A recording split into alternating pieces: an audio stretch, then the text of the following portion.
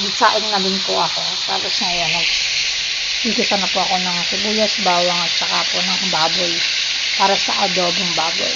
Let's go. Luto na po tayo.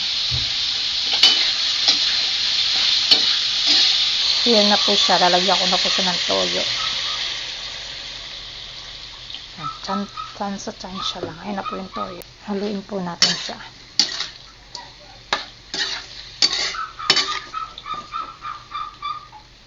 Ayan na po siya. Kumukulo na sa toyo. Lagyan po natin siya ng tubig para po malabog na siya. Lumambot. Lagyan po natin siya ng pampasarap. Magic sarap.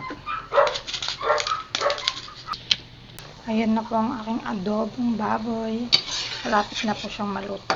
Baunti-unti ko rin konti yung kanyang sabaw.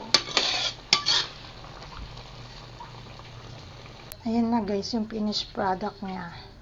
Thank you for watching. Please subscribe and follow my page and my YouTube channel. Thank you!